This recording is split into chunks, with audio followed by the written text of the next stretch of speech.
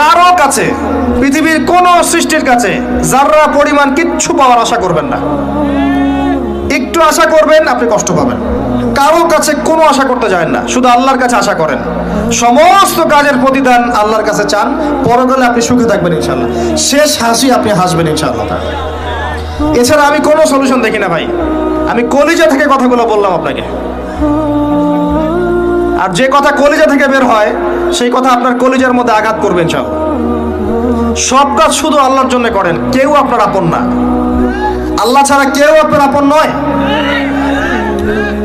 আপনি ভুল করবেন যদি আপনি অন্য কাউকে আপন মনে করেন। আপনার পলিটিক্যাল লিডার, আপনার প্রশাসনের স্যার, আপনার পরিবারের স্ত্রী, আপনার সন্তান, হাবি যা যা আছে, যদি মনে করেন আমার আপনজন, আপনি ভুল করবেন। সবাই সবার স্বার্থ চেনে, সবাই সবার স্বার্থ চেনে। শুধু আল্লাহ আপনাকে নিঃস্বার্থভাবে ভালোবাসেন, আল্লাহ পাক স্বার্থ চান না। সারাটা জীবন পাপ করে থাকলেও একটা বার দাঁড়িয়ে খালি বলেন আল্লাহ আস্তাগফিরুল্লাহ ওয়া আতুবু ইলাইহি। মন থেকে বলেন আল্লাহ আমি ভুল করেছি, আল্লাহ আমাকে মাফ করে দাও। এক মুহূর্তের মধ্যে আল্লাহ পাক আপনার সমস্ত গুনাহগুলোকে নেকিতে পরিবর্তন করে দিবেন ইনশাআল্লাহ। আল্লাহ ছাড়া কেউ নাই আপন। আল্লাহর জন্য খালেস করে ফেলেন নিজেকে, তার দ্বীনের জন্য চেষ্টা করেন। তার দিন আজকে অবহেলিত, তার দিন আজকে অপদস্থ। সারা বিশ্বের বুকে আজকে মুসলিমরা নির্যাতিত, নিপীড়িত। দিনকে এগিয়ে নেওয়ার জন্য কিছু করেন। আপনার ক্ষুদ্র ক্ষুদ্র প্রচেষ্টা ইনশাআল্লাহ আগামী দিন ইসলামের বড় বিজয় নিয়ে আসবে। দিনের জন্য খালেস করে ফেলেন নিজেকে। আপনার সময় আছে এখন, জ্ঞান অর্জন করেন, জ্ঞান অর্জন করেন, পড়াশোনা করেন, আলেম ওলামার কাছে গিয়ে ক্লাসিক্যাল বইগুলো পড়েন, প্রজেক্ট রেডি করেন, দাওয়াতি কাজ করেন, বই লিখেন, বক্তব্য দেন, দিনের জন্য করেন।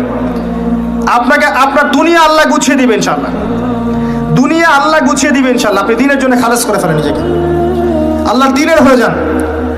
এবং দুনিয়া যে কাজগুলো করবেন শুধু আল্লাহ সন্তুষ্টির জন্য করবেন, কারো কাছে কিচ্ছু পাওয়ার আশা করবেন না। দেখবেন ইনশাআল্লাহ আপনি সুখে থাকবেন।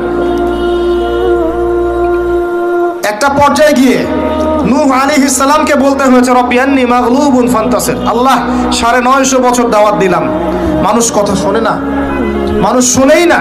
950 বছর দাওয়াত দিলাম, আল্লাহ আমার পরিবারের লোকও কথা শোনে না। আল্লাহ আমি পরাজিত, তুমি আমাকে সাহায্য করো।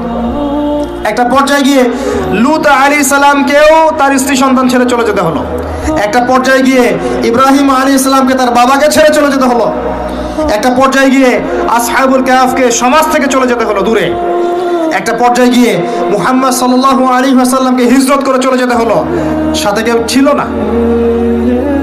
আল্লাহর জন্যে ভালোবাসা, আল্লাহর জন্যই বিচ্ছেদ। ইতিহাস তাদেরকে ভুলে যায় নাই। তো একটা পর্যায়ে গিয়ে মানুষ যখন